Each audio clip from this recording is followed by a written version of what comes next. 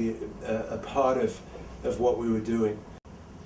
I think New York City is probably the most privileged urban city in America. We have over 30,000 units of supportive housing now in this city, not only for people with mental illness, but people who've been homeless, people with other special needs, now turning to families and young adults, people who have experiences in the forensic system.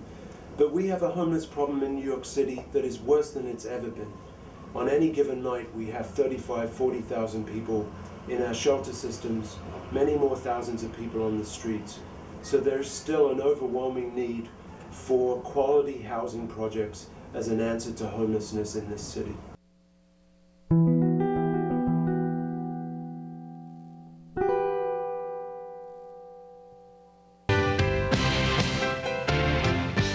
I had the enlightening experience of being introduced to a unique culinary program in New York City. It's part of an organization called Project Renewal, and after having visited their kitchen on Manhattan's Lower East Side yesterday, I couldn't think of a bright idea. Before I got involved in Project Renewal, I was homeless. I was at the end of my life with nowhere to go, no one to talk to. You were homeless? Yes, I was. I answered an ad in a job posting in 1992 for an instructor in a culinary arts program. And I came to the office, was interviewed by Stephanie Coles. Within 1 minute we hit it off, and she had this idea along with Barry Roth, who's no longer with Project Renewal, has passed away.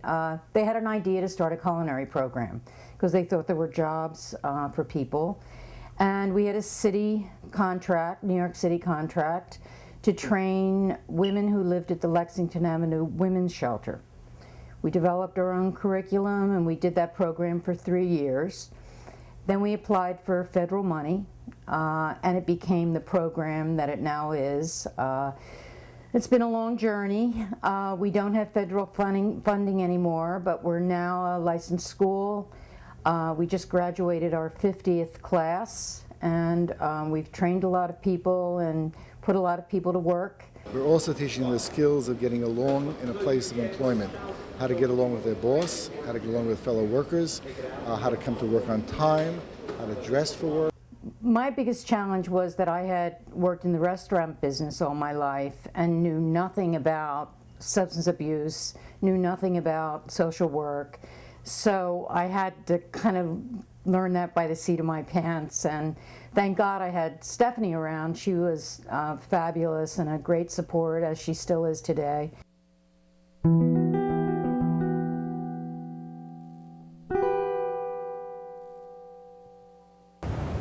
This is the Holland Hotel on 42nd Street, once considered one of the worst welfare hotels in the city, a dumping ground for homeless families and a breeding ground for crimes ranging from drug dealing to prostitution to robbery. Now, after a 7-year vacancy, which saw the city pour more than $25 million into several fumbled renovation plans, the future of the renamed Holland House is looking up. Project Renewal, a not-for-profit organization, bought the hotel from the city in 1993 for $2.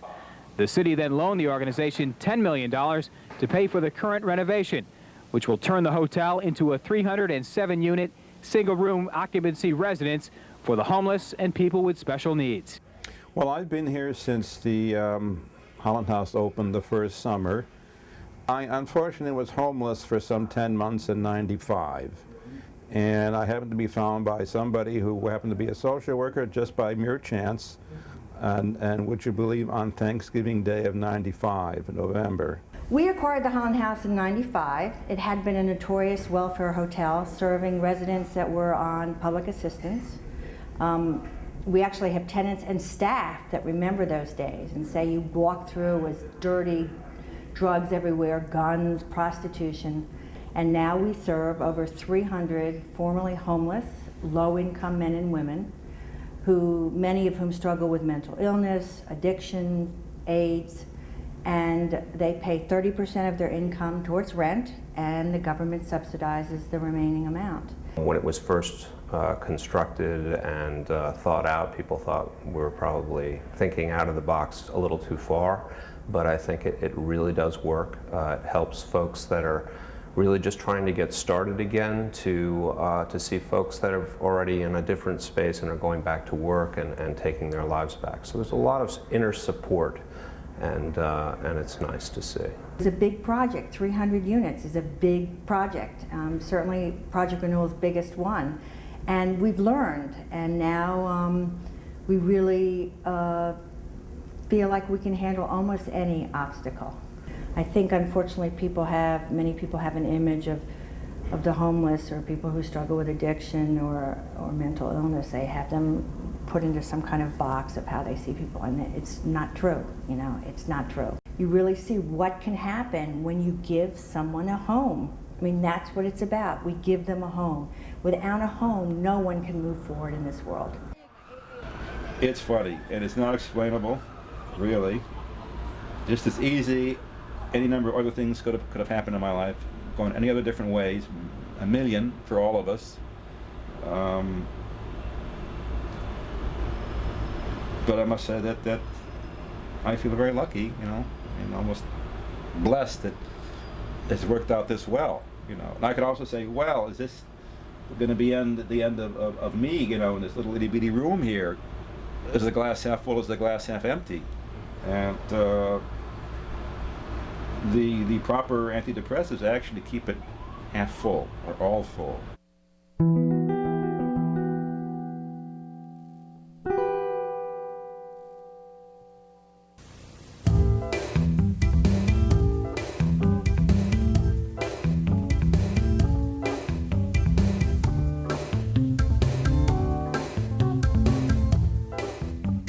Back in '83, when we were still growing, just developing, we got a contract, a small contract with the Public Development Corporation that has since become the Economic Development Corporation. We were given the assignment of clearing out the old Brooklyn Army Terminal. That was a very, very large contract at the time. Without treatment, work won't last. Invariably there comes a whole kind of a change in mindset, and invariably relapse will occur. So we encourage, when a person goes into work, he's also encouraged to stay in treatment.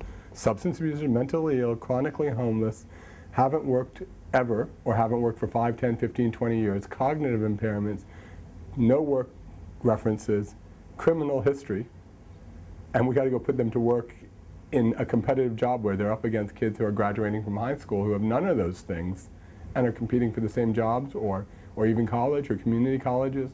It's really hard to get them into jobs when you start with those barriers. They face not just 1 or 2 barriers to employment. These guys face multiple barriers to employment. But you know what? It's totally overcomable, and it is. Last year, we made 335 job placements in competitive employment of precisely the type of people I'm talking about. It's all about helping them overcome what they have been. It's about helping them move off the streets and not be homeless. It's about helping them get their substance abuse under control so they're not actively using. It's about helping them stabilize themselves with their mental health so they've got that under control. But it's always about becoming something that they weren't, not being homeless, not being an active substance abuser, not being overwhelmed by their mental illness. When they hit our door at Next Step, it's remarkable to see it, because it's the first time about becoming something rather than becoming something they aren't. It's the first time they're moving, instead of away from something, towards something. And for many of them, they've never had that. They've never had the chance to actually move towards something.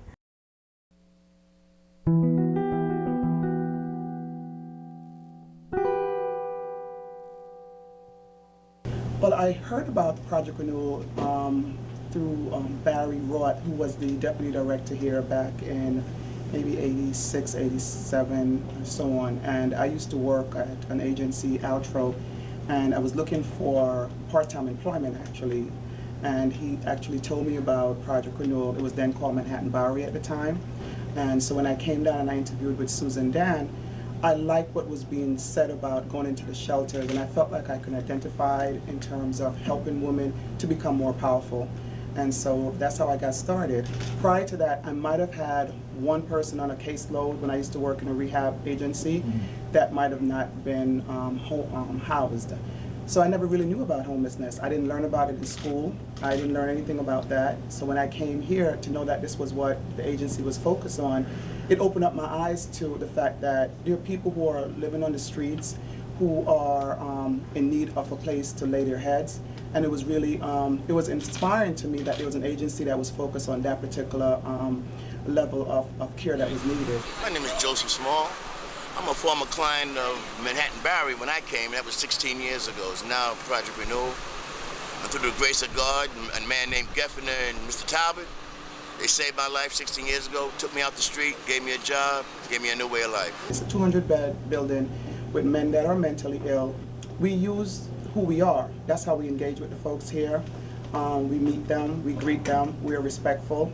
And our key element of helping these men to realize who they are is one of respect. And so when a person feels that they can actually look at you and that you're saying good morning to them, you're saying how are you doing, you're calling them by their names if they give you permission to call them by their first name, it bridges a gap. We find that many of the men who come to us, this is the first time somebody's being courteous to them. This is the first time someone is looking at them as if they're a human being.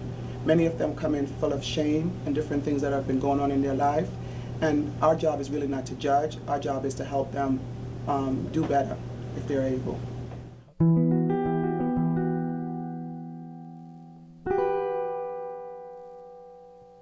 The program has been in operation for 10 years.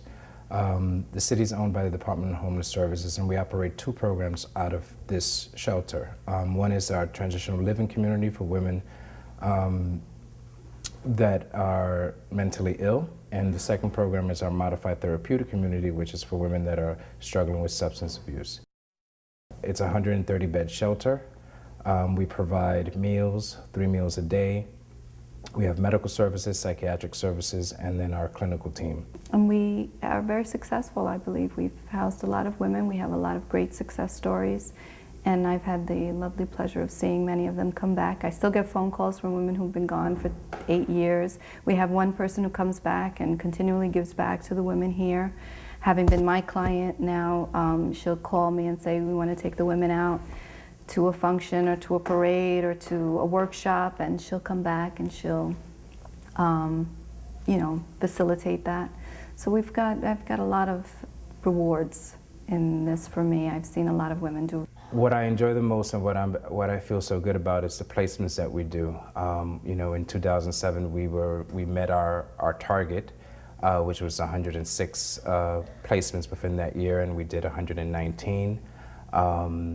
And just the fact that, you know, we're placing folks back out into the community, you know, as soon as they're coming in through the door and being referred to us, we're getting them assessed and trying to stabilize, because it is a tough population to work with.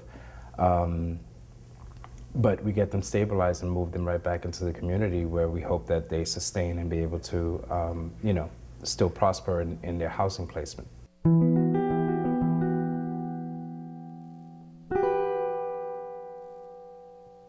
My name is Janelle Hammond. I'm the program coordinator here at Project Renewal Safe Haven.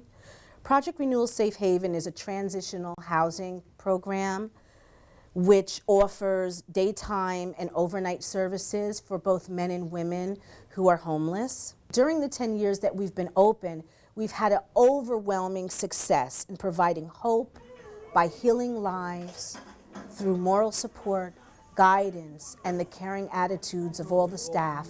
Sometimes, you know, people have expectations. They think that, you know, some shelters are not safe, and I think with this environment, it's very relaxed, safe, you know.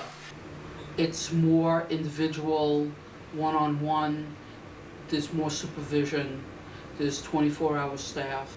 But it's different from regular shelters. I think because this is smaller, I think it makes it kind of unique. And we really, you know, try to interact with people in a way that I feel is kind of natural. You know, it's not trying not to be so officious or you know, you have to do this, you have to do this, you have to do this. Mental health is important, and they focus on that, and hopefully can let like the so-called normal population know that, you know, we're viable.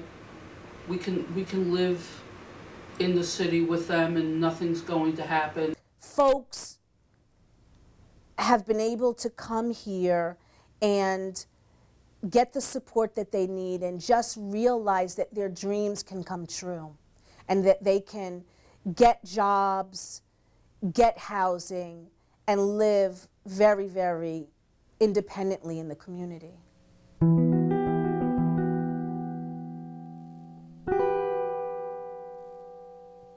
Kenton Hall began in 2001, and it was started as a transitional housing program, and then it eventually moved over into the shelter population. It's a 100-bed shelter for individuals in the shelter system who are on methadone.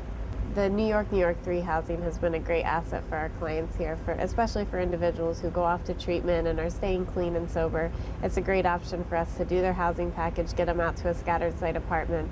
We've had about 6 guys move out through that and about 6 approvals who are still waiting to move out through that. And that's also a housing program we utilize for our gentlemen in transitional housing. I'll be going into my very own studio apartment.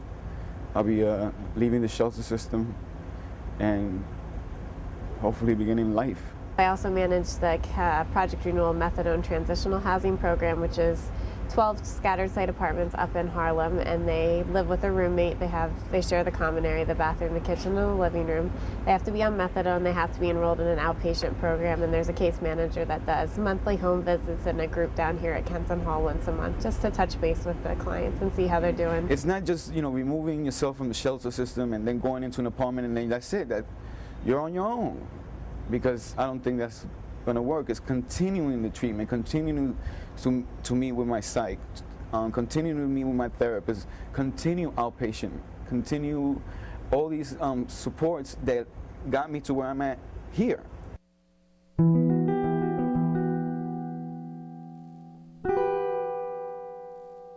Parole Support and Treatment Program. Essentially what it is, it's a program that offers scattered site housing for men and women being released from New York State correctional facilities who happen to have a history of severe and persistent mental illness. I had nothing, man. I'm not saying that because I'm here. I'm saying because it's the truth. You know, I'm smoking crack with a collapsed lung, walking the streets, pushing a shopping cart, collecting soda cans out the garbage can. It's completely different now. My life is completely different. We deal with people, various criminal offenses, various levels of functioning.